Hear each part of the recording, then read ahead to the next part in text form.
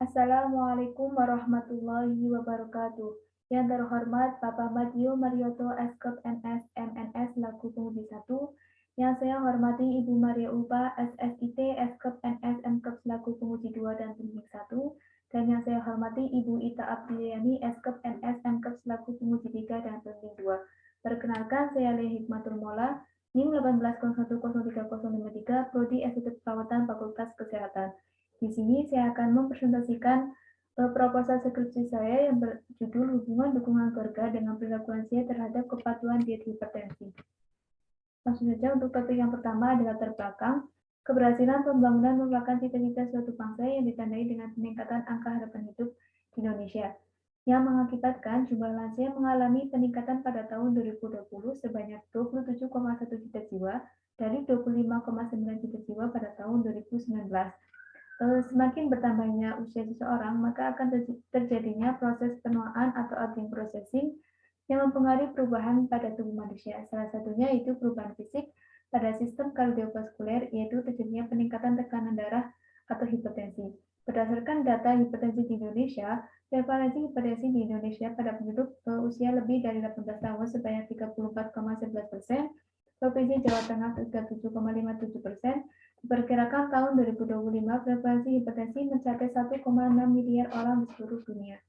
Prevalensi hipertensi di Kabupaten Brebes menempati urutan ketiga besar penyakit tidak menular setelah Kabupaten Wonosobo sebanyak 43,73%. Prevalensi hipertensi di Puskesmas Kota Mandala pada tahun 2019 menduduki peringkat keempat dari 38 puskesmas di Kabupaten Brebes sebanyak 35,48%.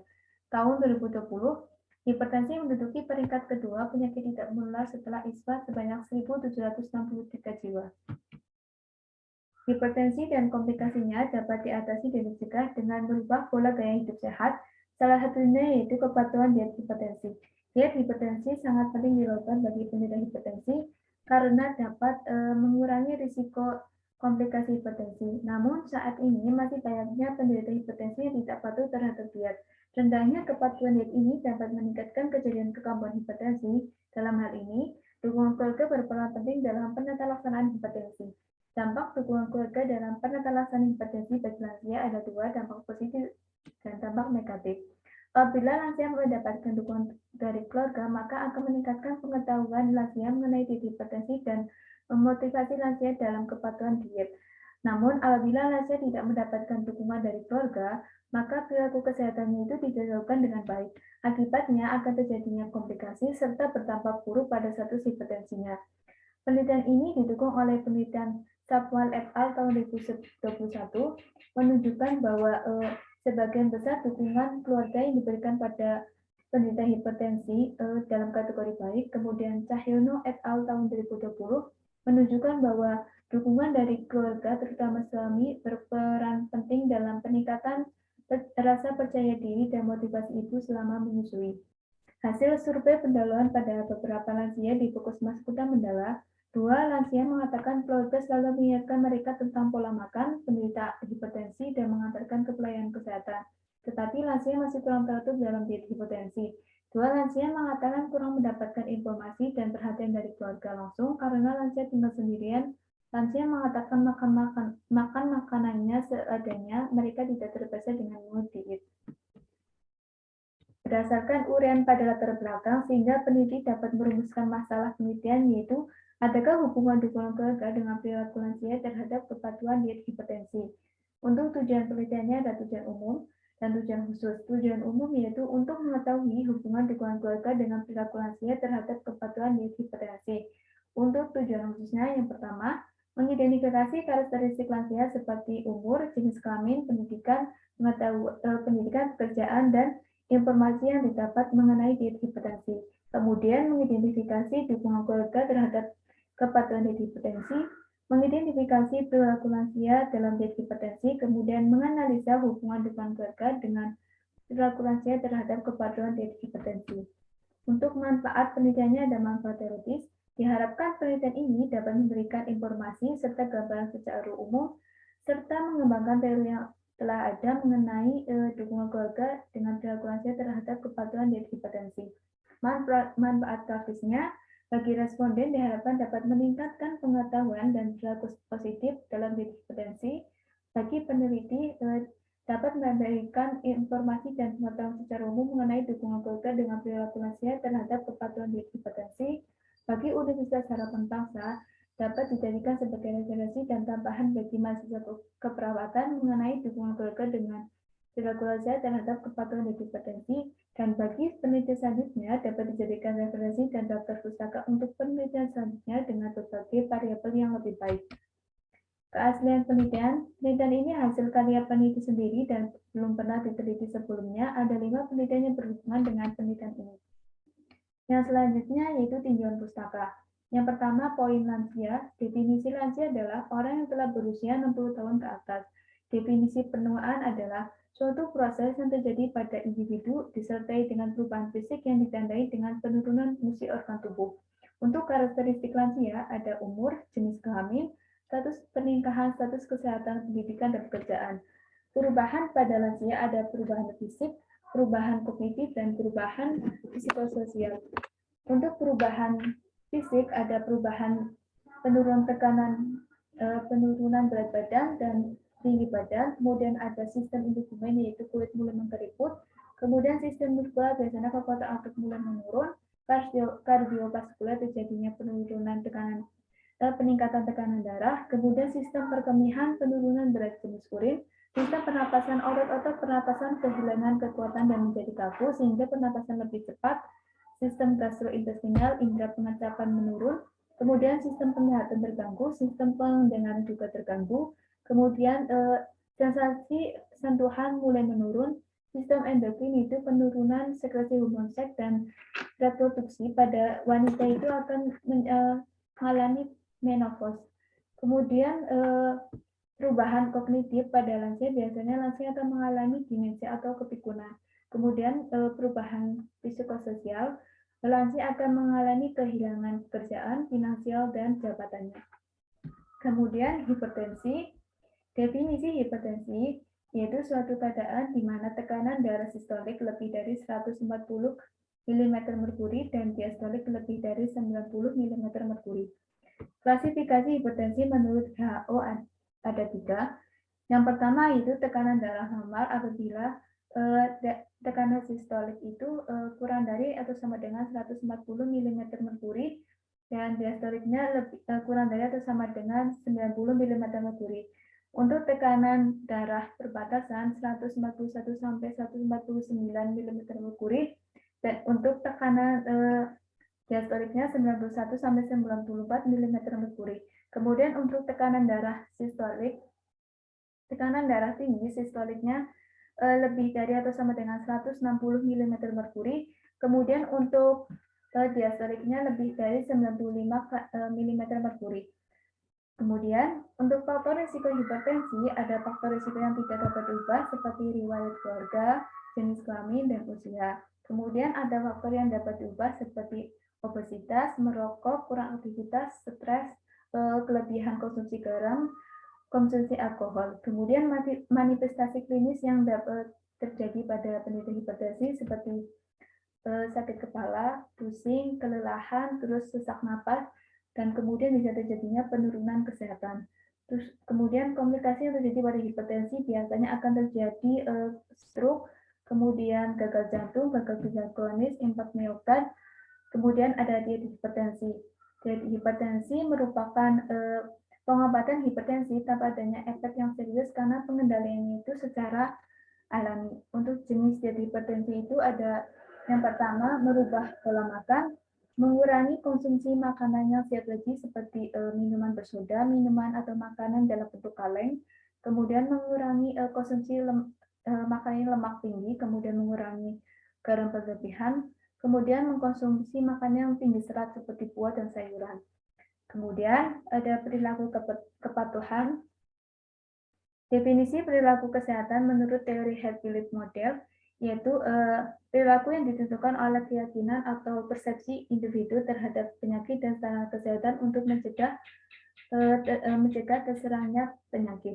Kemudian dimensi perilaku kesehatan menurut Head-Phillips ada 6, yaitu persepsi susceptibility atau persepsi kerentanan terhadap risiko, kemudian persepsi severity atau keparahan yang dirasakan, perceived barriers atau manfaat yang dirasakan, kemudian perceived benefit, hambatan yang dirasakan, choose action, dan self-efficacy.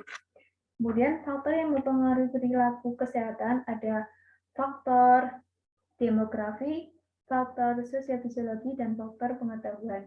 Definisi kepatuhan merupakan perilaku lansia menerima pengobatan hipertensi, diet, dan perubahan gaya hidup yang direkomendasikan oleh petugas kesehatan. Kemudian faktor yang mempengaruhi kepatuhan ada faktor individu, faktor dukungan keluarga, dukungan sosial, dan faktor dukungan dari tenaga kesehatan. Kemudian ada definisi keluarga. Definisi keluarga yaitu unit terkecil dari masyarakat yang terdiri dari kepala keluarga dan di dalam itu ada anggota lainnya di dalam satu tempat di bawah satu atap yang saling ketergantungan. Untuk fungsi keluarga ada fungsi afektif, fungsi sosialisasi, fungsi reproduksi, fungsi ekonomi, dan fungsi perawatan keluarga. Kemudian ada tugas keluarga yaitu yang pertama mampu mengetahui masalah kesehatan keluarga, kemudian mampu menetapkan tindakan kesehatan yang tepat, kemudian merawat anggota keluarga yang sakit, mempertahankan dan menciptakan suasana rumah yang sehat, mempertahankan hubungan dengan menggunakan fasilitas kesehatan.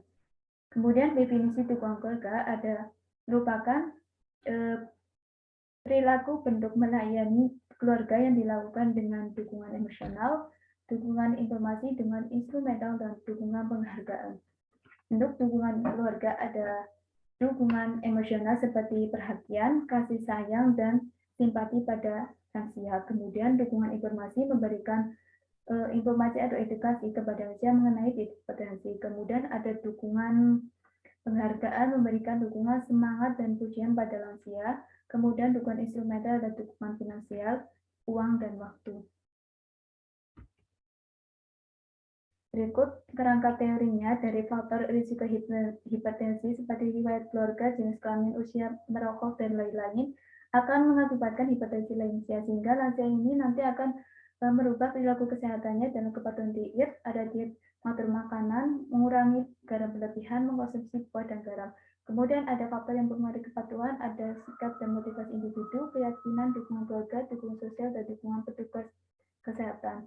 Dukungan keluarga ini akan mempengaruhi perilaku kepatuhan diet.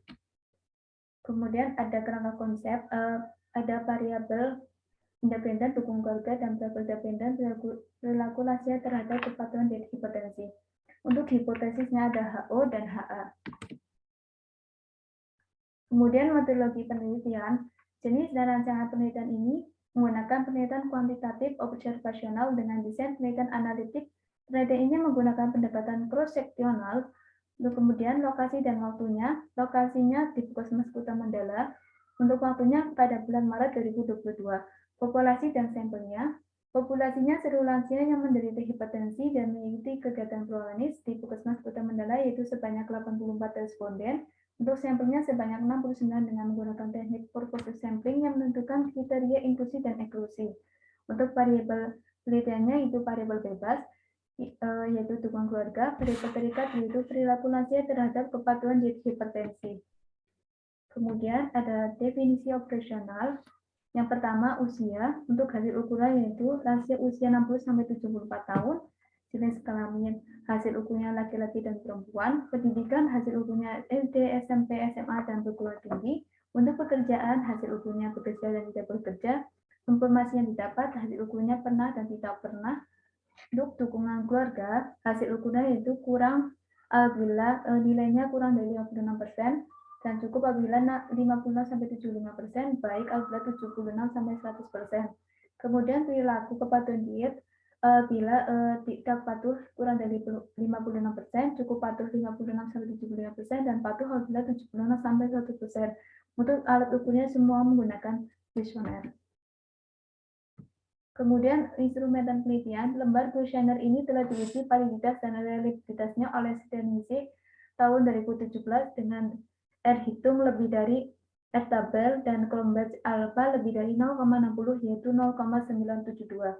Untuk jenis datanya ada data primer, yang dihasilkan dari hasil kuesioner yang diisi oleh lansia mengenai hipertensi dan dukungan keluarga.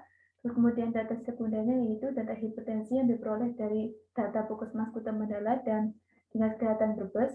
Kemudian teknik pengumpulan data yang pertama, peneliti mengurus surat persetujuan judul pada data sampel living dan koordinator skripsi, kemudian mengurus surat struktur pendahuluan pada bagian akademik Universitas Harapan Bangsa yang ditunjukkan pada Kepala Dinas Kesehatan Brebes yang ditunjukkan kepada Kepala Puskesmas Kuta Mandala.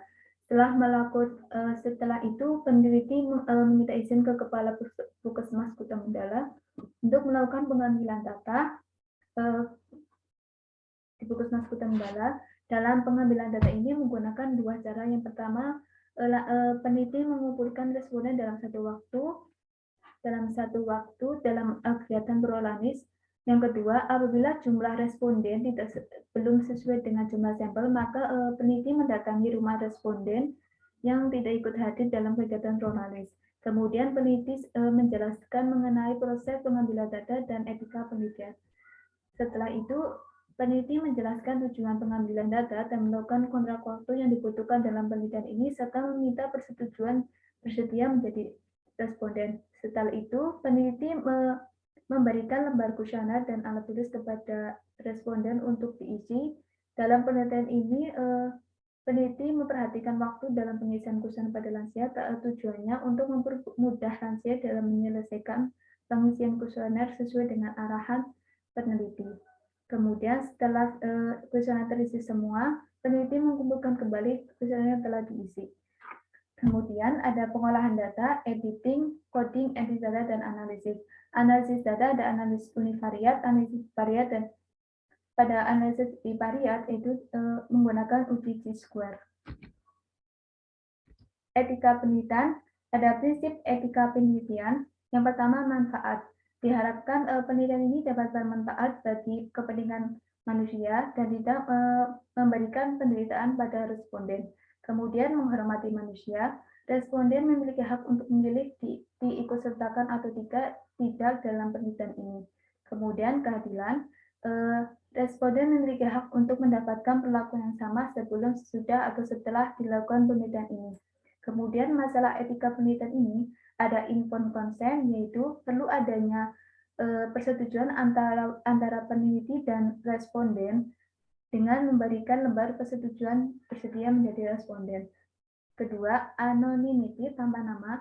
Untuk menjaga kerahasiaan ini, responden hanya mengisi namanya di lembar kuesioner dengan menggunakan kode. Kemudian, confidentiality atau kerahasiaan. Dari data yang telah dikumpulkan, dijamin kerahasiaannya hanya data-data tertentu yang dilaporkan dalam hasil riset. Terima kasih. Sekian presentasi dari saya. Wassalamualaikum warahmatullahi wabarakatuh.